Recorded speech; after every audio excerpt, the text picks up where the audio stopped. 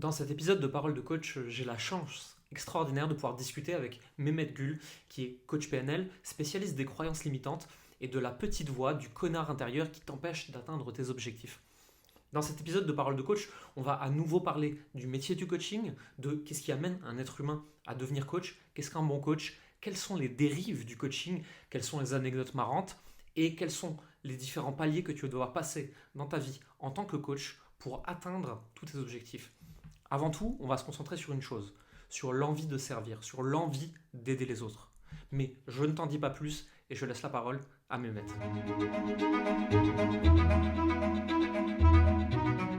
Mehmet, est-ce que tu peux nous raconter ton parcours de vie qui t'a amené, qu'est-ce qui t'a amené à être coach aujourd'hui? C'est quoi ton déclic? Comment t'en es arrivé à rentrer dans ce monde du coaching? Alors, le déclic du coaching, il est venu assez rapidement. En fait, pour faire simple, depuis que je suis petit, je suis un dyslexique, mais pas un vrai dyslexique. J'ai eu des problèmes en fait au niveau de la communication pendant des années, jusqu'à mes années de lycée. Et après le lycée, en fait, c'est arrivé très très vite par le biais de la vente, la vente et le management, parce que j'ai intégré des cours de vente et de management. Et en fait, à partir de là, toute ma carrière, donc j'ai travaillé dans des grands groupes du CAC 40, j'étais cadre dirigeant. À partir de là, en fait, dès que j'ai commencé à toucher au management, il y avait tout l'aspect, tu sais, coaching, accompagner des gens pour les faire s'élever professionnellement et personnellement, les Mhm. outils de la communication, les outils de gestion d'une équipe, donc le management, gestion de l'équipe, coaching de l'équipe, gestion des conflits, accompagnement du changement, parce que tu sais, j'ai accompagné dans des très grosses entreprises du prêt-à-porter, j'ai accompagné un plan de structuration de licenciement. Donc en fait, il y avait une grosse vague de licenciements. Et imagine, il faut gérer des crises comme on va tous vous virer, mais on va le faire en douceur. Tu vois, donc ça, c'est un vrai changement dans la vie des gens. Tu sais, quand tu as une vendeuse qui est en face de toi et qui te dit c'est le seul métier que j'ai 2 enfants, je suis divorcé, j'ai qu'un seul salaire, je fais quoi? Elle est en train de pleurer devant toi. Là, il faut accompagner le changement. Donc en fait, tous ces outils-là, si tu veux, je les ai pris et appris en fait durant ces 24 années d'expérience. Ouais. Et à la longue, en fait, je me suis rendu compte qu'il y a une chose qui me manquait, c'était la liberté, l'indépendance. Mhm. Et en fait, je me suis senti vraiment étouffé par le salariat au bout des 24 années d'expérience. Et comme je ne voulais pas l'entendre, je dirais de façon consciente, mon subconscient et surtout mon corps m'a envoyé un message en septembre 2016 en me disant stop, on arrête là. J'ai fait une hémorragie interne, justement suite à ce rythme de vie, au côté très empathique que j'avais aussi, parce que je suis un Mhm. empathe de base, donc plutôt introverti à la base. On ne dirait pas comme ça, mais j'ai fait beaucoup de travail là-dessus. Et en fait, ce côté empathique m'a coûté de faire tout passer dans ma vie avant moi-même. Et donc, mon travail, mes amis, ma famille, tout passait avant moi. Et donc, Mhm. l'hémorragie interne, elle est arrivée parce que je n'avais pas traité un ulcère que je traînais depuis 4 ans. Et mon médecin m'avait prévenu, m'avait dit attention, si vous ne vous arrêtez pas un moment pour vous occuper de ça, ça va lâcher. Et donc, ça a lâché. Je me suis retrouvé aux urgences entre ici et ailleurs, parce que j'arrive pas à dire entre ici et la mort, parce que je Mhm. ne sais pas où j'étais. Et en fait, crois-le ou pas, mais quand je suis arrivé à l'hôpital, la fille qui m'a fait la prise de sang, avant que je parte dans l'au-delà, je ne sais pas où, j'ai réussi à déterminer précisément son type de profil de personnalité juste en parlant avec elle. Et quand j'ai dit, mais en fait, vous allez partir en Afrique et en Inde, elle me dit, oui, comment vous savez? Et là, je me suis évanoui. Et quand je suis revenu à moi, quelques temps après, là, j'étais dans un bloc opératoire et pareil, je me suis mis à coacher en fait les 2 infirmières qui étaient là. Me demande C'est pas génial. pourquoi. Je pense C'est que génial. j'étais dans un truc complètement, tu vois. Et en fait, Mhm. c'est là où je me suis dit, mais putain, mais pourquoi tu fais ça en fait? Tu sais, tu as tes gosses, ils attendent de l'autre côté avec ta femme qui est en pleurs, ils sont aux urgences, ils savent pas si je vais ressortir du bloc. Je lui dis, mais qu'est-ce que tu es en train de foutre? T'as pas autre chose à penser qu'à coacher des gens. Et là, tu sais, quand je ressors de là, je me dis, bon, ok, qu'est-ce qui se passe? Alors, je suis toujours sonné par l'opération. Et le problème, c'est que quand tu es cadre dirigeant dans des grosses boîtes comme ça, le téléphone arrête pas de sonner en fait. Et Mhm. ah oui, bon, j'espère que vous allez bien, machin et tout. Et on me demande de revenir. Et encore une fois, l'empathique, le formatage salarial que j'avais dans la tête, c'était retourne vite au travail. Le médecin me dit, rester en convalescence pendant 3 à 6 mois. C'est le minimum pour vous alliez bien. Mais non.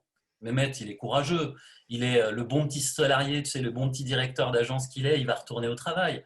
15 jours après, je retourne au travail. Jérémy, 15 jours après, le patron de l'époque, qui était un soi-disant ami, me dit, écoute, l'entreprise va pas très bien financièrement, il faudrait que tu partes, on va te faire un licenciement à l'amiable, et comme tu as le plus gros salaire de la boîte, il faut que ce soit toi qui partes en premier.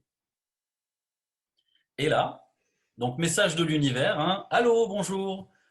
On appuie sur le bouton, tu sais, reset, le bouton reboot, tu appuies et tu Mhm. commences à zéro. Et donc là, en fait, là, je me suis posé les vraies questions. Là, j'ai commencé en fait à m'interroger sur moi. Qu'est-ce que je veux?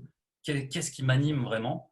Et là, j'ai repensé à l'hôpital. J'ai repensé à toutes ces années aussi où j'ai accompagné plein de personnes à évoluer. Et je me dis, c'est ça que je veux faire. Et en fait, à cette période-là, euh, le côté justement développement personnel et surtout la PNL, je l'ai découvert par Tony Robbins parce qu'il y avait le fameux livre Pouvoir illimité dans lequel je me suis Oui. plongé. Ça m'a aidé dans beaucoup de choses. Et c'est de là que c'est parti. Et très honnêtement, si j'avais pas eu cette claque de l'univers à me dire, mais vas-y, maintenant arrête de penser, tu vois, aux autres. Maintenant, tu fais quoi? Ma femme a jamais travaillé. J'ai 2 enfants. Toutes les emmerdes qui vont avec tu sais, le loyer, le crédit, le machin. Et tu arrives, tu es au Pôle emploi. C'est la première fois de ma vie que je me retrouve au chômage. Tu fais quoi maintenant? Et là, tu te dis, bah ouais, eh ben, il reste plus que moi en fait. Donc moi, c'est Mhm. quoi? Moi, c'est qui? Putain, c'est une putain de question ça aussi. Et en tant que coach, c'est une question que je pose souvent aussi, tu sais, aux personnes que j'accompagne aujourd'hui. Mais quand tu arrives là, tu n'as plus que toi, il n'y a pas de salaire, il n'y a pas d'entreprise, il y a rien. Donc tout repose sur toi. Donc toi, tu es qui? Alors moi, je suis Mehmet, je suis quoi? Empathique, putain, mais j'ai jamais fait ça en fait. J'ai jamais travaillé pour moi ou monté mon entreprise. Les peurs, peur de la légitimité, parce que je ne suis pas légitime en tant que coach, syndrome de l'imposteur, les peurs liées au regard des autres, parce que tu penses bien, quand tu es dans le formatage salarial et que tu as un statut social qu'on reconnaît, oh, mais c'est le directeur qui est là, monsieur le directeur, bonjour, tu sais, ce putain de statut social du CDI, le saint CDI, où tout va bien, tout le monde te reconnaît, oh, monsieur en CDI, le directeur, putain. Et quand tu n'as plus ça, les gens, finalement, tu vois, les soi-disant amis ou personnes qui sont autour de toi, bizarrement, quand tu es dans la merde, il y en a que très peu à cause de l'odeur qui osent t'approcher, tu vois. Mhm. Donc forcément, qu'est-ce qui se passe? Je fais une grosse introspection sur moi-même. Et cette histoire, en fait, elle polarise en fait toutes mes pensées autour du coaching. Et en fait, ce que j'ai fait à l'hôpital me revient en tête. Ce que j'ai fait aussi pour les personnes qui m'envoient des remerciements en disant, grâce à toi, j'y vois mieux, parce qu'il y avait des gens à l'époque que je coachais parallèlement.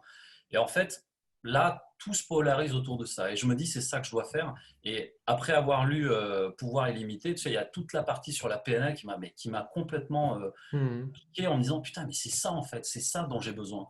Et là, du coup, donc je me lance complètement à corps perdu là-dedans. Et donc, tous ces syndromes que j'avais, la peur du regard des autres, la peur de l'échec, la peur de la réussite, la peur de ne pas y arriver, de ne pas être capable, la procrastination. Tu te dis, ouais, j'ai 2 ans de chômage, on va y aller à la cool. Et en fait, pendant ces 2 ans-là, au niveau de mon métier et de ce que j'ai appris, en fait, j'ai fait tout et n'importe quoi. J'ai vraiment eu une grosse période de merde où j'ai fait vraiment de la merde, que ce soit au niveau de mes accompagnements, de mes programmes, j'ai testé en fait. Je vais pas dire que j'ai fait Mhm. de la merde, j'ai testé pendant 2 ans plusieurs choses, beaucoup de choses qui n'ont pas fonctionné. Et en fait, là où je me suis recentré, tu vois, l'introspection, elle a duré 2 ans à me dire qui je suis, qu'est-ce que je veux. Et en fait, quand je remonte à l'origine de tout ça, tu vois, le petit garçon à l'école, un peu dyslexique, c'était le plus gros problème que j'ai eu de toute ma vie, en fait, qui m'a suivi tout le temps. En fait, les croyances limitantes que j'avais sur ma façon de communiquer avec les autres. Et à Mhm. partir du moment où j'ai mis le doigt là-dessus, là, j'ai dit, c'est ça, en fait, le vrai problème qui était en moi et que je résolvais finalement chez les gens. Et cette croyance limitante, elle était en moi, mais en fait, en partie sous-jacente, c'est la petite voix et le dialogue interne, l'histoire que je me racontais sur moi-même. Et tu vois, c'est pour ça que je l'ai nommé le connard intérieur, puisque il y a Mhm. un moment où en fait un de mes mentors a dit oui, tu as un connard dans la tête qui te dit ça en fait. Et le connard ou la connasse qu'on a en nous, c'est cette petite voix qui me dit mais arrête, t'es pas capable de faire ça, pourquoi tu fais ça, mais regarde, t'aurais dû dire ça, mais regarde, lui il est mieux que toi. Tu te compares, tu te justifies, tu passes ton temps à te pourrir toi-même. Et en fait, à partir du moment où j'ai mis ça, vraiment le doigt dessus, 2 ans et demi, je crois qu'on s'est rencontrés à peu près dans ces périodes-là, toi aussi. Oui, il me semble. Ouais. Et en fait, là, ça a commencé vraiment à faire tilt pour moi, c'est-à-dire que tout a changé et même ma manière de coacher, d'aborder les gens. Je suis plus dans un coaching, si tu veux. Tu sais, quand on nous apprend le coaching à mon école de PNL, là aujourd'hui, ça fait quand même depuis 4 ans que je me forme régulièrement. Là, j'ai encore des cours à mon école de PNL et aujourd'hui, tu vois, je suis certifié sur la partie praticien PNL. Et l'idée, c'est que on t'apprend en fait à coacher les gens soit par objectif, soit par la partie problème-obstacle. Et moi, je me suis Mhm. vraiment spécialisé dans cette partie problème-obstacle qui sont les croyances limitantes. Et en Mhm. fait, quand je me suis analysé moi-même, c'est ce qui m'a sauté aux yeux en fait. C'est que je me racontais tellement d'histoires pour ne pas avancer, pour ne pas faire les choses, procrastiner, etc., que le travail et tout ce que j'ai appris dans mon métier, en fait, je l'ai d'abord appliqué sur moi. Et aujourd'hui, je peux le transmettre aux gens parce que tu sais, j'ai cette croyance que j'ai appris aussi par certains coachs amis énergéticiens qui me disaient, tu peux en fait aider les gens à guérir de ce que toi, tu as guéri. Parce que tu Mhm. ne vas pas non plus, tu sais, aller sur des terrains où tu n'as jamais pratiqué. Et Ouais, complètement. effectivement, cet aspect-là, tu vois, croyance limitante, c'est à fond, c'est mon truc, quoi. Tu vois, j'arrive de là. Et donc là, depuis ce temps-là, surtout aussi grâce à toi et puis Florian, enfin, j'ai décuplé beaucoup de choses au niveau état d'esprit, au niveau mindset et business. Et c'est vrai que cet aspect-là, euh, là où je suis heureux aujourd'hui, mais quand je te dis heureux, Jérémy, c'est vraiment une sérénité et une paix profonde. C'est qu'aujourd'hui, j'ai appris surtout grâce à toi, je ne vais pas te lancer des fleurs en direct, mais c'est vraiment ça, c'est que j'ai appris que je pouvais être moi-même. Mhm. Et pendant les 2 premières années, j'ai joué un putain de rôle du coach, tu vois. Ouais, mais quelle merde. Fatigant. Hein. Oh oui, c'est très très fatigant. C'est comme si on te demandait de porter la flamme olympique toute ta vie, tu sais. Ouais, Non-stop. Ouais, c'est ça. tout le temps. Je suis passé Donc, par ça bon, aussi. voilà, je sais pas si ça résume bien, tu vois, le côté, mais Mhm. c'est vraiment d'être revenu à moi, à l'essentiel, à être juste moi-même comme je suis, de façon sincère, authentique, avec ce côté ultra cash qu'on me connaît maintenant, parce que j'utilise souvent, et je le dis tout le temps, tu vois, quand je parle aux gens, j'utilise souvent la vulgarité bienveillante. Alors, je peux être très Mhm. vulgaire quand je parle, mais du coup, comme c'est dans un cadre bienveillant, les gens le comprennent et il y a ce côté, tu vois, qui revient. Et forcément, en sincérité radicale, parce que j'ai connu aussi beaucoup de gens qui tournaient autour du pot comme moi je l'ai fait. C'est-à-dire que Mhm. quand tu as des croyances limitantes, tu n'oses pas te dire les choses. Tu sais, tu es là, ouais, mais alors non, mais moi je suis pas trop comme ça, mais je suis pas trop comme ci non plus, tu vois. En fait, je veux me lancer, mais en fait, putain, mais avoue que t'as peur, quoi. Dans ce cas-là, en général, moi, quand je suis en face de quelqu'un et que je vois un truc qui, moi, me saute au visage, hein, mais que je sens que la personne, elle n'a pas vraiment envie que j'aille regarder vers, je demande l'autorisation. Je dis, écoute, C'est ça, est-ce que je peux te dire quelque chose qui va pas être agréable à entendre? c'est ça, Et si et la personne choisit, tu vois. c'est ça. Et donc, je demande l'autorisation de dire quelque chose de bienveillant dans la démarche, mais dégueulasse dans les mots. Voilà, c'est ça, c'est ça. Je fais ça tout Et le temps. c'est et c'est ça qui est bon, c'est que en fait, avant, je n'osais pas le faire. Les deux Mhm. premières années, j'étais un peu, tu vois. Et maintenant, en fait, je me rends compte que cette démarche, justement, d'être bienveillant dans l'approche, mais dégueulasse dans le contenu, il y a vraiment, en fait, un impact qui fait switcher la personne. Et du coup, la personne, elle a un insight ultra radical tout de suite.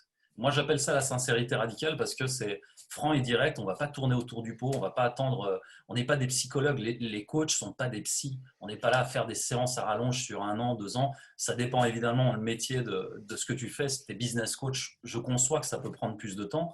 Mais dans la démarche, la personne, ce qui Ouais, est là, c'est pour avoir des transformations, des insights, quoi. et encore, si le business coach n'a pas réussi à débloquer la personne sur sa situation, ça dépend des problèmes, hein, mais ça va aller de 1 mois à 12 mois. Il y a un moment, c'est qu'il y a des problèmes plus profonds qui ne sont pas de l'ordre du business coach, en fait, tout simplement. C'est ça. C'est ça. C'est qu'il faut aller voir des psys, des thérapeutes, Ouais. des coachs spécialisés, des choses comme ça. Mm. Le business, c'est des problèmes de mindset, de blocage, etc. On peut les enlever en surface, mais s'il y a un truc plus profond qui bloque et qui t'empêche d'y aller, si moi je t'ai dit 50 fois fais cette vidéo comme ça et que la 51e fois tu l'as toujours pas fait, c'est qu'il y a quelque chose qui n'est pas de mon ressort qui t'en empêche. Et c'est C'est ça. aussi ma responsabilité de business coach de dire ok, c'est ça qui te bloque à cet endroit. À mon avis, c'est ça la direction où il faut que tu ailles regarder, mais c'est pas avec moi qu'il faut le faire. C'est Juste ça. avant, il faut être capable de dire ça je sais pas. Moi, je trifouille pas dans l'inconscient des gens. Je pense que j'en serais capable, mais j'ai pas été formé à ça, c'est pas mon métier. Et, je vais 9 fois sur 10 faire des trucs bien, mais si j'en déglingue 1 sur 10, c'est déjà beaucoup trop, quoi. Ouais, Donc je me permets pas. c'est clair. Je touche pas. Ça fait maintenant donc quelques années que tu coaches. Quand tu as commencé, il y a peut-être moins de coachs qu'aujourd'hui, ou du moins ils étaient moins visibles et ils vendaient moins, ils étaient moins présents sur Internet. Qu'est-ce qui a changé entre le moment où tu as commencé et maintenant dans l'univers du coaching? Waouh. Dans l'univers du coaching en lui-même, très honnêtement, je ne sais pas si j'ai le recul sur l'univers du coaching. En tout cas, les personnes et le réseau que je suis, moi, ce que j'ai constaté, c'est que finalement, seuls les plus persévérants restent, Hmm. mais seuls qui ont été authentiques restent. Alors, Hmm. quand je dis authentique, c'est parce que moi, le groupe de coachs que je côtoie, il est toujours en place. Il y a des Hmm. personnes, je vais pas citer leur nom, mais tu les connais plus ou moins.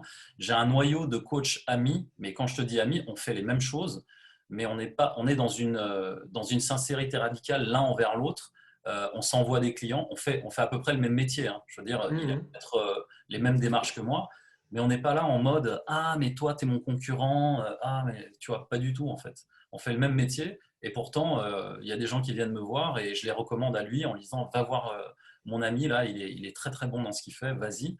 Et en fait, ce noyau-là, moi, je l'ai toujours. Par contre, Hmm. effectivement, si je devais comparer, tu sais, à mes débuts il y a 5 ans, effectivement, il y a certaines personnes qui ont disparu du marché et effectivement, c'est peut-être le côté sincère, authentique, persévérant, parce qu'il faut vraiment, c'est un métier qui demande beaucoup d'abnégation par rapport Ouais.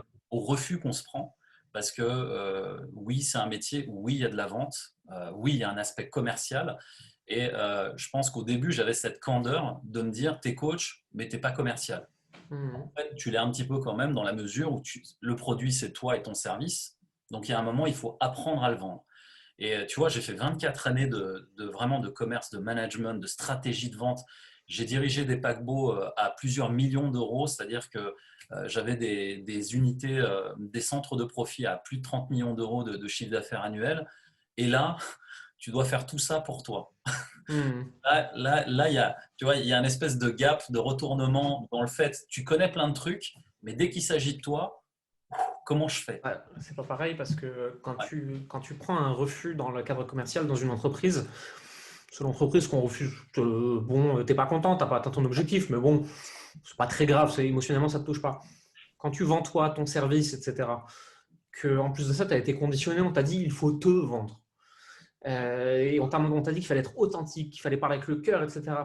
Et que tu te manges un gros stop dans la gueule, bah, c'est toi qui le prends dans les dents. c'est C'est ça. pas l'entreprise, c'est pas le message. Tu as l'impression que c'est toi. Et ça met des années à se détacher de ça. Moi, encore aujourd'hui, je ne sais pas combien de noms et de portes je mange dans la gueule par jour, hein, mais une fois de temps en temps, va encore y en avoir un qui va me toucher. Mm. Et genre, je vais fermer l'ordinateur et j'en ai marre de ce métier. Et régulièrement, en fait, hein, juste en fait, on est des indépendants, on est des entrepreneurs et on passe par des phases comme ça, au bas, au bas, au bas. Moi, vraiment, dans une journée, 10 fois, je vais dire j'adore ce métier, je veux arrêter. J'adore ce métier, je veux arrêter. Mais vraiment, 10 fois par jour. Et alors, Ouais. à l'échelle d'une année, c'est des phases d'euphorie avec des phases de descente aux enfers. C'est vraiment l'entrepreneuriat, et même quand tu es indépendant, même si tu ne veux pas monter une entreprise, mais que tu crées ton propre métier, c'est ça en fait. C'est des yo-yo, c'est dur. Et c'est pour ça que je te disais, la persévérance et la ténacité, en fait, c'est vraiment ces atouts-là qui font que tu restes sur le marché, qui font que tu avances. Et surtout, tu es connecté quand même à quelque chose ce que je m'attache à garder, en tout cas, c'est en fait, c'est mon intention pure de départ. Je vais juste expliquer cette partie-là. C'est Mhm. que si tu accompagnes, si tu fais du coaching, si tu es dans ces métiers-là, c'est que foncièrement, ton intention, elle est pure dans le sens d'accompagner et de transformer les personnes qui sont avec toi.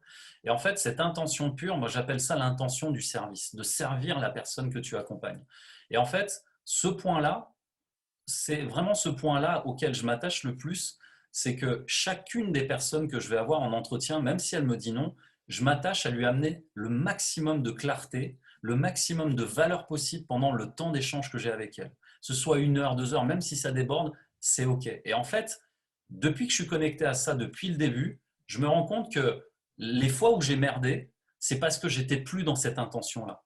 Et en fait, je l'ai redécouvert avec toi, c'est toi qui me l'as réappris après en me disant, ton intention de départ quand tu te mets à parler avec les gens, elle doit être sincère, elle doit être pure. Et en fait, au début, je me suis noyé dans toutes ces stratégies marketing à la con, là, où appel sous pression, machin. Tu sais, j'ai appris des trucs à la con comme ça. Et en fait, Mmh. je suis passé par là. Et c'était pas moi, c'était pas le. J'avais plus ça, cette intention pure, elle était plus là, en fait. Et quand je regarde ça aujourd'hui, et ben là, je me suis reconnecté à ça. J'ai jamais eu autant de clients de ma vie, quoi. Et tu Mmh. vois, cette intention de service, énergétiquement, elle se ressent. Et comme je crois beaucoup à ça, et que je crois aussi au coaching, parce que tu peux pas dire je suis coach, je crois au coaching et ne pas te faire coacher. Tu sais, aujourd'hui, j'ai un business coach, un mindset coach et un coach énergéticien. Donc, si tu veux, l'idée, c'est que si moi, je crois en ça, je dois amener cette croyance, cette intention pure à la personne qui vient et qui a vu justement un service qui pourrait peut-être l'aider. Et tant que tu es connecté à cette sincérité-là, qui donne cette bienveillance et surtout qui met la personne qui vient de voir dans une espèce de sécurité envers toi-même pour pouvoir se livrer en toute bienveillance, là, ça match, ça fonctionne, quoi, en fait. Et tu vois, j'ai fait la connerie pendant les deux années et demie avant de te connaître de ne pas croire en ça. Parce Mmh. il y avait plein de sirènes du marketing, de tunnels de vente, de je ne sais pas quoi, qui m'ont pris de l'énergie, en fait. Et là, aujourd'hui, je suis juste recentré sur je vais amener le meilleur à la personne qui viendra passer un entretien avec moi en face à face, comme on le fait là. Et depuis que je fais ça, très honnêtement, j'ai jamais eu autant de clients. Donc, il y a vraiment le côté humain là-dedans, tu vois. Tu as dit quelque chose de très important, c'est l'intention de servir. Tu as beaucoup de gens aujourd'hui qui arrivent dans ce métier, en tant que coach, en tant que thérapeute, en tant qu'accompagnant, à plein de méthodes diverses. Et je trouve ça bien. On a de plus en plus besoin d'eux, on a de plus en plus besoin de gens comme toi, de gens comme ceux qui arrivent. Le monde ne va pas bien actuellement, surtout, on a de plus en plus besoin de ça. Et je connais mon script par cœur parce que j'ai fait une vidéo là-dessus qui n'est pas encore sortie. C'est le monde va très très mal et on n'a plus confiance dans nos médecins. Ouais. Ouh. Donc il y a un boulevard pour les coachs et les thérapeutes, mais il y a aussi un boulevard pour toutes les dérives de ça. Ouais. Et les gens qui veulent faire le bien, s'ils se concentrent sur cette intention de servir, Ouais. sans pour autant se négliger, attention, parce que c'est souvent des empathes, des hypersensibles et tout, il ne faut pas se dire je veux aider les autres à tout prix. Non, non, vas-y, tu sais quoi, gagne plein d'argent, tu pourras mieux aider les autres. C'est ça. Tu n'as pas besoin d'être pauvre pour faire des choses bien. C'est ça. Et Mère Teresa levait des milliards. Hein. Et c'est ça, tu vois, c'est l'intention de servir et comprendre la vente, le marketing, l'argent pour se donner les moyens de mieux servir, en passant par se servir soi. C'est ça. Parce qu'on a besoin de se nourrir soi-même. Tu sais, c'est l'image de tu ne peux pas aider le gamin dans l'avion qui est en train de s'écraser si toi, tu n'as plus d'air. Hein. C'est ça. C'est ça. Et est-ce que tu penses qu'aujourd'hui, ça manque de compréhension, ça, sur le marché du coaching? Est-ce qu'il y a beaucoup de gens qui, soit sont dans l'aide à tout prix, soit sont dans la vente à tout prix, et qu'ils Ouais. n'ont pas encore compris comment relier les deux ensemble? Ah ouais, c'est ça. Bah, tu sais, c'est un équilibre que j'ai eu du mal à trouver aussi, hein. Mhm. Et j'étais soit dans l'un, soit dans l'autre pendant les 2 premières années, parce que j'étais pas connecté finalement à cette intention de servir. Et les dérives dont tu parles, bah, c'est effectivement ce qu'on a vu sur toutes les stratégies marketing de vente sous pression, tous les closers là, qui poussent un peu partout sur les réseaux. Je me fais accoster sur les réseaux quasiment quotidiennement. Pourquoi ils le mettent tous dans leur pseudo? Ouais, Je comprends pas. Je comprends pas. Est-ce que moi je mets Jérémy Coleman pas de cheveux dans mon pseudo? Je sais pas. C'est quoi le truc? Pourquoi il est écrit? Moi, personnellement, quand je vois quelqu'un qui est obligé de mettre son métier dans son pseudo Facebook, ça m'inquiète beaucoup. Je suis pas serein vis-à-vis de ça. donc voilà. Et tu vois, dis pas ça. Moi, j'ai mis Maître Coach PNL. Attends, c'est. Donc, c'est le problème. Je t'avais déjà dit de l'enlever. Je Je me désolidarise complètement, je te m'en l'avais fous, dit. je le garde. Non, m'en fous, je le garde. Non, mais C'est pas grave, je le garde. De toute façon, blague à part, je vois ce que tu veux dire. si tu veux, pour moi, ça rationalise le métier que je fais. C'est-à-dire que les gens ne comprennent pas très bien ce que je fais en fait quand je dis je m'occupe de ton connard intérieur. Et en fait, la PNL, pour moi, c'est juste un moyen de créer le dialogue aussi, que les gens viennent m'interpeller en me disant ah, la PNL, c'est quoi? Donc, du coup, si tu veux, je l'utilise plus comme ça, mais cette dérive-là, d'avoir justement un extrême comme un autre, j'ai beaucoup aimé ce que tu as dit, tu sais, sur la partie des empathiques, puisque moi, j'étais beaucoup comme ça. Imagine, mon hémorragie interne, elle est venue parce que je faisais passer tout le monde avant moi. Et Ouais. en fait, quand tu es dans le coaching, si tu fais trop l'empathe et que tu vois, tu sers, tu donnes toujours plus, mais que tu te donnes rien à toi. En fait, c'est l'une des premières choses que j'ai compris d'abord pour moi, c'est-à-dire que si je dois amener 10 fois la valeur de service aux gens qui viennent me voir, pourquoi moi je m'en donne pas 10 fois aussi, tu vois? Mhm. Et en fait, c'est à partir du moment où j'ai compris que cet équilibre, je devais d'abord me le faire à moi, c'est-à-dire, je te donne un exemple tout simple, à chaque fois que j'ai un nouveau client, je suis tellement heureux, je me dis d'accord, là, tu as fait un super truc, comment tu te récompenses? Et maintenant, qu'est-ce que je fais? Alors, comme je suis un grand gourmand, j'aime le chocolat, j'adorais à l'époque faire des restaurants gastronomiques. Tu vois, bon, j'espère qu'ils vont réouvrir rapidement. Et, J'espère. Moi, et j'en tu peux plus vois, moi, j'en peux plus des pizzas Domino's, hein. Laissez-moi aller au resto, pitié. il y en a marre du Uber Eats. Non, mais c'est clair. Et en fait, c'est un moyen de se récompenser soi-même pour remettre l'équilibre et de la valeur sur soi. Et en Mhm. fait, quand on est dans ces métiers de coaching, c'est parce que tu es au service des autres que finalement, pour pas tomber dans la dérive dont on parle, de l'extrême de vouloir servir et de s'écraser soi-même, il faut se remettre de la valeur et de l'estime de soi. Et ça, c'est la première chose que j'apprends maintenant aux personnes qui viennent me voir parce que, comme je te le disais, tu peux guérir en toi ce que tu peux aider les autres que ce que tu as guéri en toi. Les personnes qui viennent me voir, elles souffrent à peu près des mêmes problèmes. Elles se mettent pas en avant, elles ont pas d'estime pour elles, perte de valeur, perte de confiance. Et en fait, c'est la première chose que je leur apprends à faire, mais je me l'accorde à moi-même aussi. Et donc, Mhm. par rapport à ça, j'ai rééquilibré ma valeur, mais j'ai rééquilibré aussi tout cet aspect dérive marketing, là où il faut vendre à tout prix, etc. Aujourd'hui, je suis vachement en paix. Je veux dire, les personnes qui viennent me voir, si ça ne se fait pas, mais c'est OK. Elle va garder un super bon souvenir de l'entretien qu'elle aura passé avec moi. Limite, aujourd'hui, tu sais, les entretiens que je fais passer comme ça, des fois avec des personnes, ça ne matche pas, ces personnes deviennent des ambassadeurs pour moi. Elles Mhm. repartagent toutes mes publications. Elles commencent à me faire des super commentaires. Ouais, c'est génial, merci pour la vidéo, la technique, le tips. Donc en fait, finalement, dans tous les cas, je suis gagnant. Et ça, je ne le voyais pas avant. Je ne voyais pas ce Mhm. côté, tu vois, j'apporte de la valeur. Ah oui, mais j'ai l'impression que j'ai donné, on m'a rien. Et en fait, quand tu es là-dedans, tu brasses de mauvaises énergies. Soit c'est l'énergie du manque, soit c'est l'énergie du besoin. J'ai besoin de. Et en fait, c'est pas aligné. Et depuis que j'ai compris tout ça, pour créer cet équilibre-là, c'est fluide. Tout est OK, quoi, en fait. C'est quelque chose que j'ai expérimenté aussi et plus je donne, il y a toujours ce moment où tu sais, t'es là, ça fait 1 heure et demie, tu es en train, tu vois, et tu sais que la personne elle signera jamais en plus. Mais tu es là, tu as commencé, tu continues, quoi. Et j'ai des moments où je me dis, pourquoi je perds 1 heure et demie de temps pour une personne qui signe pas alors qu'en une demi-heure j'en ai 10 qui signent. Ouais. Et je disais, pourquoi je fais ce métier? Juste rappelle-toi, pourquoi tu fais ce métier? Ouais. Et tu fais ce métier pour la liberté, tu fais ce métier pour les autres, tu fais ce métier pour tout un tas de raisons qui sont en lien, chacun dans son métier, chacun en général avec son passé. C'est des événements plus ou moins traumatiques que tu as vécu, que des proches ont vécu. Et quelque part, tu essaies de les sauver de la situation, sauf qu'à l'époque, tu ne pouvais pas, maintenant tu peux. Et donc, juste se rappeler toujours ça. Ok, pourquoi je fais ça? Moi, j'ai un ami qui a un très, très, très, très gros business sur le coaching en perte de poids. C'est à chaque fois qu'il aide une personne, c'est quelque part son père qui n'a pas pu aider. Mmh. Ouais. Moi, aujourd'hui, j'aide les gens à avoir du temps, à être libre. Mmh. Pourquoi? Parce que quand j'étais enfant, mon père il a beaucoup, beaucoup travaillé, je ne l'ai pas beaucoup vu, et on a mis quasiment 30 ans à avoir une relation qui était cool. Mmh. S'il avait eu plus facilement de l'argent et qu'il avait trouvé l'argent plus facile dans la vie, et qu'il avait moins été dans le il faut travailler dur pour y arriver, comme ça, etc., je l'aurais plus vu. Je veux soigner tous les autres dans le futur de ce que moi j'ai pas eu. Ouais.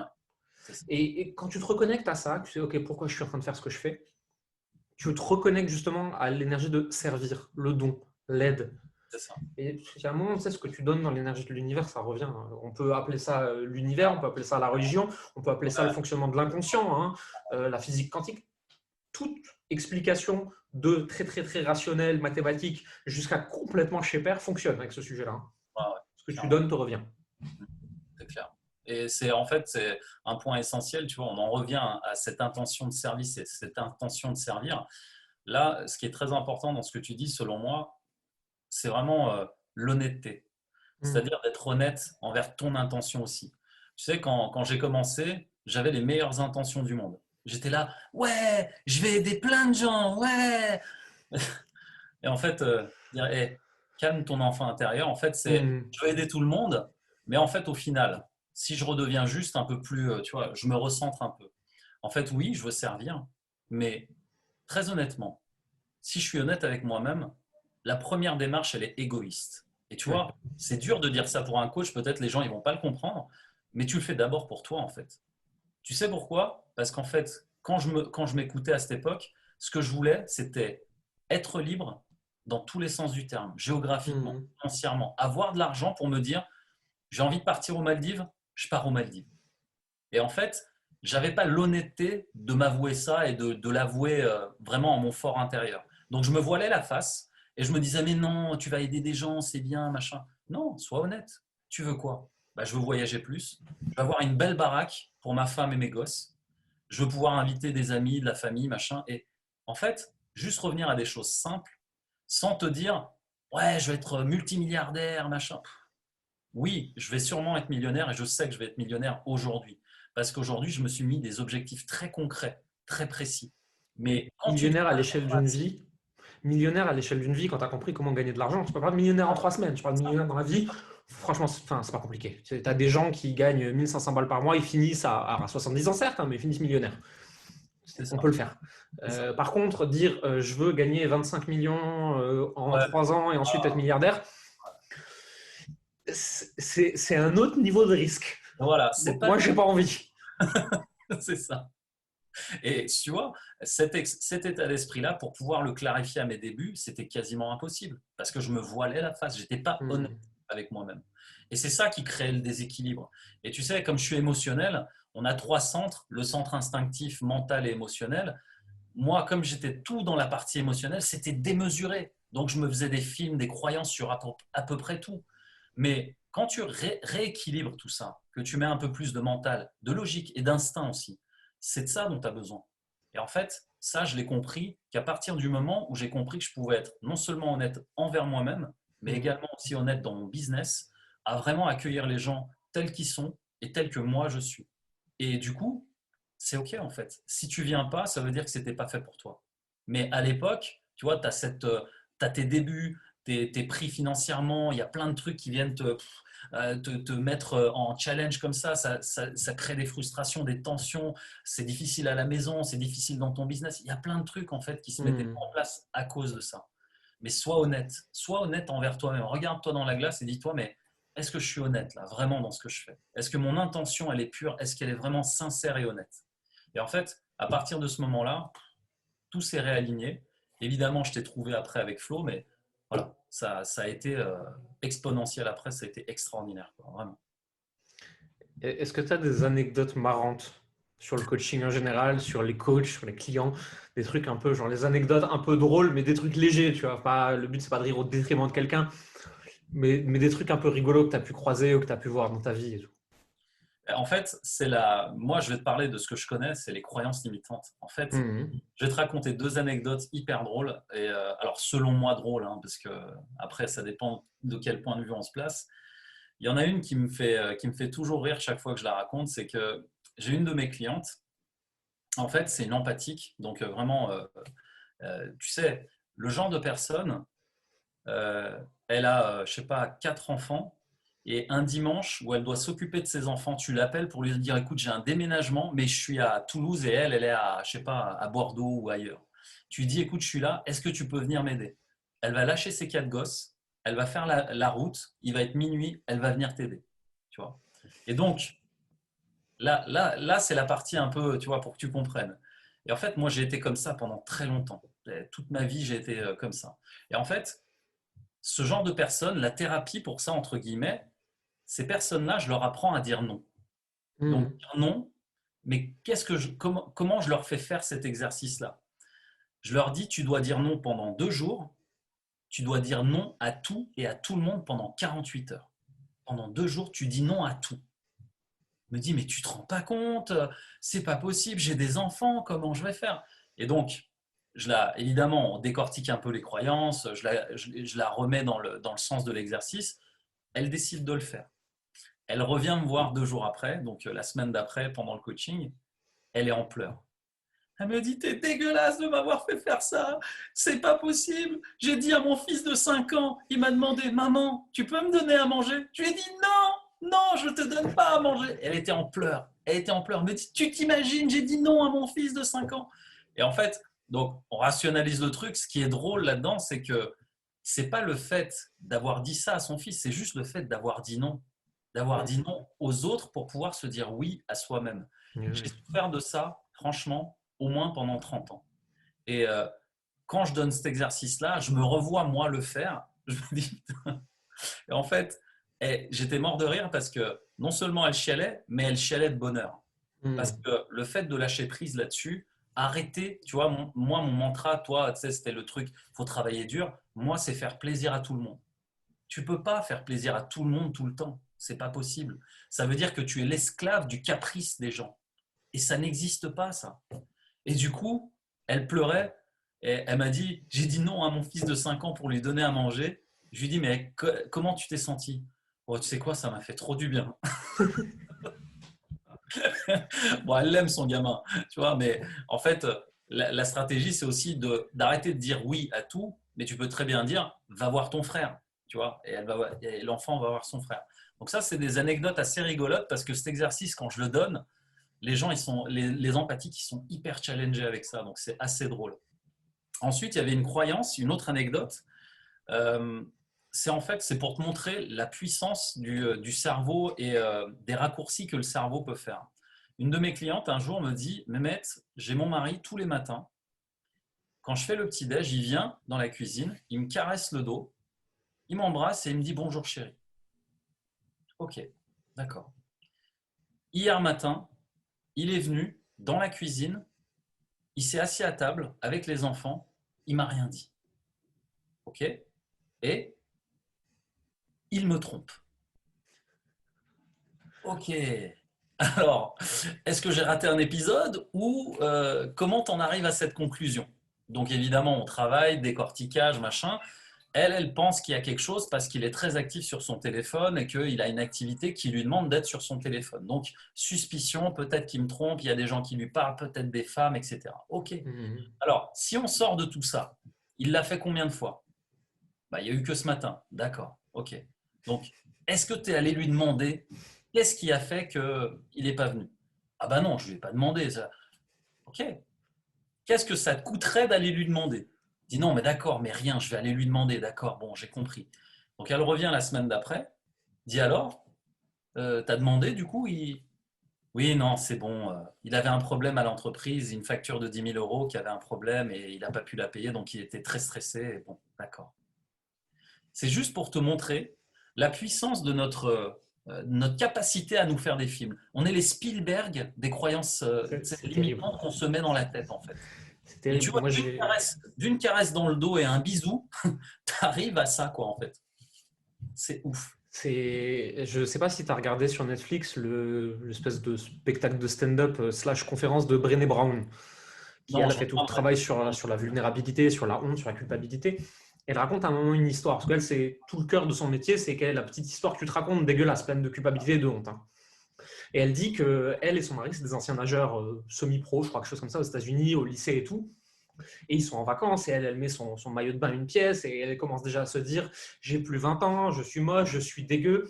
Et ils vont avec son mari nager dans le lac. Et elle, vu qu'elle se sent pas bien, elle nage, elle nage, elle nage. Son mari, il est derrière, il nage, il nage, il nage. Et elle se retourne, il fait chérie, je t'aime. Et le mari, il répond pas, il nage, il nage, il nage. Et elle recommence une deuxième fois, une troisième fois. Et elle sort de l'eau, et elle dit ouais, même pas, il me déteste, machin, c'est horrible. Et elle arrive à dépasser ça, elle va voir son mari, elle fait qu'est-ce qui s'est passé?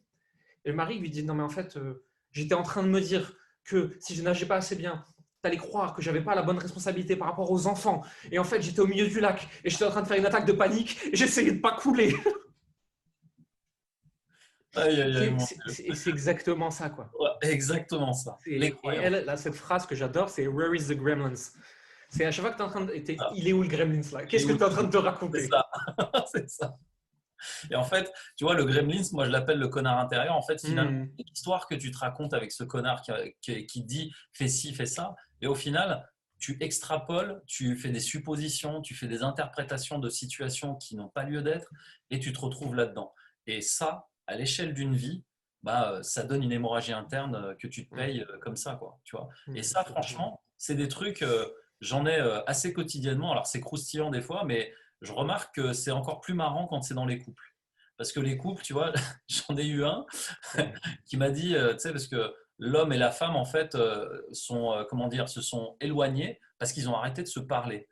Et pour faire simple, et je vais le dire très crûment, mais euh, l'homme, en fait, il avait juste besoin de se détendre et, excuse-moi du mauvais mot, mais baiser, tout simplement, et arrêter de se prendre la tête pour tout. Et en fait, il pensait que sa femme ne voulait pas. Et quand ils se sont réunis à la séance, il dit, mais moi, je veux juste baiser, en fait. La femme a dit, mais j'attendais quand est-ce que tu allais me le demander, en fait. Et, et du coup, ils sont sur la même longueur d'onde, mais ils ne le savent pas, tu vois. Et il n'y a que des situations, franchement, mais c'est ultra croustillant quand c'est comme ça, c'est drôle.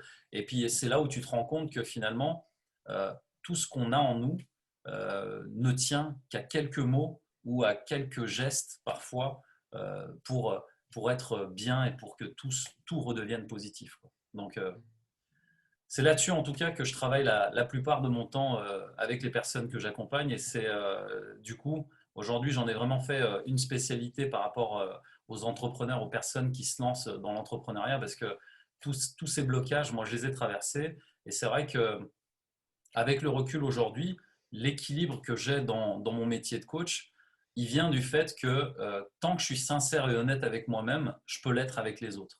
Et c'est Mm. cet équilibre-là que je me mets un point d'honneur à garder. Et puis, bah, le cadre, autant le dire, heureusement, j'ai des gens comme toi dans ma vie aussi, parce que c'est ce cadre-là qui me permet de garder le cap, de me dire, Mm. voilà, fais pas n'importe quoi, et c'est ce que tu disais tout à l'heure, c'est de revenir en fait aux origines. Et ça, c'est un truc que je fais souvent aussi. C'est je me dis quand je vais pas bien, là, je suis dans mes périodes, tu vois, le gamin intérieur, ça va Mm. pas, j'aime pas. Et en fait, il y a un truc duquel je me souviens à chaque fois, c'est je me dis, imagine, tu retournes dans le salariat. Là, instinctivement, tu vois, je me redresse. Bizarrement, il y a un truc, tu vois, même là, je le dis, j'ai la chair de poule parce que non, non, non. Salariat, non. C'est plus pour moi. Une fois que tu as goûté à la liberté de l'entrepreneuriat, oui, des risques, des efforts que ça demande, une fois que tu es là-dedans avec cette liberté-là, imagine la liberté que j'ai aujourd'hui, je fais mon planning comme je veux en fonction de mes enfants. Et moi, tu sais, la valeur famille, elle est importante pour moi. Là, aujourd'hui, ma femme, qui est ultra heureuse parce que on dépose les enfants, on peut aller faire du jogging ensemble, marcher, faire les courses, on fait ce qu'on est libre. Déjà, on est libre, tu vois. Et ça n'a pas de prix. Donc, je me reconnecte de temps en temps à ça pour me dire, attention, petit rappel. J'ai une dernière question pour toi. Aujourd'hui, moi, je considère que tu fais partie des personnes qu'on peut appeler des bons coachs, des gens qui font bien leur travail, qui se forment, qui ont à cœur d'aider les autres. Qu'est-ce qui, selon toi, peut aider les personnes qui nous regardent à être de meilleurs coachs ou de meilleurs accompagnants vers les autres? Bah, comme je l'ai dit depuis le départ, moi je prône la sincérité radicale. Soyez Mhm. sincère déjà envers vous-même, soyez honnête sur vos intentions. Et en fait, ça c'est une leçon de coaching que j'ai appris avec toi, enfin une leçon même presque de vente et de marketing, c'est que ton intention de départ conditionne le résultat. C'est-à-dire que si au départ, quand tu vas rencontrer à la rencontre de quelqu'un pendant un entretien, tu vas te mettre une intention de merde en disant, je sais pas, ah, faut absolument que je vende ma prestation, ah, faut absolument. En fait, quand ton intention de départ elle est merdique, le résultat ne peut être que merdique. C'est comme de se dire, un objectif flou mène à une connerie précise. C'est Hmm. exactement le cas. C'est-à-dire qu'à chaque fois que ton intention elle est merdique envers toi-même et aussi envers la personne qui est en face de toi, déjà à la base, tu peux être sûr que le coaching, le service, la thérapie, ce que tu apportes, il y a de fortes chances que ça se passe mal après. Et en fait, cette intention de départ, tu n'as pas besoin d'aller la chercher dans le marketing, dans la vente, dans quoi que c'est en toi. Il faut juste être honnête avec toi-même, déjà honnête envers toi par rapport à ce que tu veux faire et ce que tu veux apporter, et être honnête aussi par rapport à la personne qui est en face de toi si tu sens que tu peux pas l'aider, tu peux pas, Ouais. faut pas rester, tu sais, si la personne, elle n'est pas dans ton champ de compétences, moi, il y a des personnes que je refuse assez régulièrement parce que il y a des trucs qui sont trop profonds. Jérémy, il y a un moment, quand la personne, elle te parle de suicide, qu'elle s'est fait violer, qu'il y a des choses qui sont trop profondes pour un coach. Il faut avoir Je suis d'accord. l'honnêteté de se dire, c'est pas pour moi. Je vais t'orienter vers quelqu'un qui va vraiment t'aider là-dessus. C'est pour ça que je dis, le coach n'est pas un psy comme le psy n'est pas un coach. Tu vois, Oui. c'est chacun a son métier et chacun a sa spécialité. Donc, il faut avoir l'honnêteté de se l'avouer. Au départ, quand tu commences dans ces métiers-là, comme tu veux avoir des clients, tu es prêt à tout prendre. Et je pense que Ouais, c'est mais ça qu'il faut clarifier. c'est là que tu prends des risques et que tu fais des choses qui ne sont pas intelligentes pour toi et pour ton avenir. Et le problème, c'est qu'en prenant n'importe qui, tu ne peux pas aider tout le monde correctement. Et ainsi de suite, c'est le cercle vicieux. C'est ça. Et c'est cette intention-là, tu vois, de départ, si effectivement tu es clair là-dessus, et surtout tu es clair dans le fait que bah, tu auras un champ d'action et de personnes à servir qui sera limité en fonction de toi, c'est-à-dire de ce que toi tu as vécu et ce que tu peux apporter. Il faut juste être conscient de ça, d'avoir la sincérité et l'honnêteté de te le regarder en face et de te dire oui, c'est vrai. Et arrêter de vouloir faire du chiffre, du marketing à tout prix, du chiffre à tout prix, blablabla. Voilà quoi. Est-ce qu'il y a quelque chose que tu voudrais ajouter pour finir? Ce que tu veux. Qu'est-ce que je peux ajouter pour finir?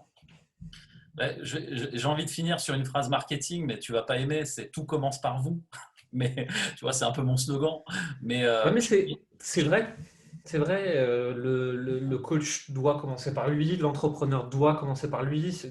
Tout part de nous, puisqu'on est au cœur de nos entreprises, et on est au cœur de notre service aux autres. c'est ça. Et en fait, quand je dis ça, c'est tout commence par vous. Je pense qu'une de mes grosses erreurs, et c'est là-dessus que je terminerai, c'est de ne pas avoir pris de coach plus tôt. C'est-à-dire que quand je me suis lancé dans l'entrepreneuriat, j'ai fait la connerie de me dire, mais t'inquiète, il y en a plein, ils font ça avec des vidéos sur YouTube gratuites, tout ça, on va y arriver. Ouais. Sauf que ça va te prendre 2 ans de ta vie et tu vas manger des claques dans la gueule pendant 2 ans, quoi. Et Et en toi, tu as fait, de la chance si t'as mis que 2 ans. Moi, j'ai voulu faire la tête de mule, j'ai mis 10 ans. Alors, c'est sûr, aujourd'hui, je fais le malin avec mes chiffres et tout, hein. Mais dans les 10 dernières années, je faisais pas le fier, hein, à vouloir croire que j'étais plus intelligent que les autres. voilà, bah c'est ça, c'est ça. Tu n'es pas plus intelligent que les autres. Ouais, clairement. Va tout de suite prendre un coach, un thérapeute, qui tu veux, mais fais-toi accompagner. Et ça, je pense que c'est un vrai message pour tous les coachs, les personnes qui nous écoutent. Quand je dis tout commence par vous, c'est tout simplement commence à investir sur toi d'abord. Hmm. Arrête de penser que acheter des livres, voir des vidéos, machin, ça va t'aider. Investis sur toi, ça veut dire prends quelqu'un qui va vraiment te faire passer un gap. Et ça, franchement, si j'avais eu ce conseil avant de me lancer, je pense que j'aurais investi beaucoup plus vite avec l'argent que j'avais à l'époque. Et alors, l'argent, qu'est-ce que j'en ai fait? Marketing, vente, j'ai acheté des trucs qui servent à rien, j'ai fait des formations que j'ai jetées à la poubelle, voilà. Et ce conseil-là, je trouve que c'est un conseil en or, c'est d'avoir justement de trouver des gens qui sont dans la même énergie que toi, dans le même mindset que toi. Bah, voilà, moi j'ai eu la chance de tomber sur toi, peut-être d'autres qui nous écoutent aussi, et puis trouver des gens qui soient alignés avec qui on est, quoi. Voilà. Tout Je commence crois, par. je, je crois qu'entre 2020, 2021, un peu moins, parce qu'aujourd'hui je suis à un stade où j'ai plus les mêmes besoins, mais je crois qu'en 2018 plus 2019, j'ai investi sur moi et mon entreprise plus de 100 000 euros. Voilà, Juste voilà, il y a un moment. Alors, tout le monde n'est pas obligé de s'en faire autant, hein. voilà. À un moment, tu investis à hauteur de tes ambitions derrière aussi. Et je pense qu'il faut toujours commencer par mindset, parce que c'est ce qui va te permettre de gagner tes premiers euros, Ouais, peu importe ton métier d'ailleurs. ouais, Derrière, un peu de business coaching pour en gagner un peu plus. Et derrière, au premier plafond de verre, il va falloir commencer à travailler plus profond, quoi. Et donc ouais, là, l'énergétique, les shadows, les thérapeutes, les psys, ce que tu veux, n'importe. Il y a plein de façons de le faire, mais ouais, carrément, très important. carrément. Et ça, c'est vrai que, tu vois, c'est pas pour rien qu'aujourd'hui, je te disais, moi, j'ai 3 coachs. C'est pas pour rien que je crois au coaching et je sais que j'ai besoin de ça, en fait, depuis le départ. Mais je me l'étais pas avoué non plus, tu vois, ça fait Mhm. partie du process aussi. Donc, Ouais. carrément, carrément. Mehmet, merci pour ton temps. Merci pour tout ce que Merci tu as pour tout ça. partagé, pour Merci pour ton mais histoire, ta et, sincérité. et tu le sais très bien, c'est l'honneur, il est pour moi parce que tu comptes beaucoup pour moi. Donc, merci à toi. Merci à Et toi. tu fais partie des personnes que je suis très content d'avoir accompagnées et que je suis encore très content de suivre aujourd'hui. Et je suis sûr qu'il y a encore une très belle ascension qui t'attend pour la suite. Je recommande d'ailleurs à toutes les personnes qui nous écoutent d'aller voir de plus près ce qu'il fait. De toute façon, on mettra tous les liens dans la description. Comme ça, ils pourront te découvrir et aller regarder un peu plus en détail ton travail. Merci. Merci à toi. Bye. Ciao. Parole de coach, c'est déjà fini. J'espère que cet épisode t'a plu. N'oublie pas, si tu veux soutenir ce genre de format, n'hésite pas à mettre un pouce, à t'abonner à la chaîne, à activer la cloche et surtout à poser la moindre de tes questions en commentaire. Et surtout, dis-moi aussi si tu veux voir d'autres coachs dans ce genre de format, hop, directement dans les commentaires. À bientôt.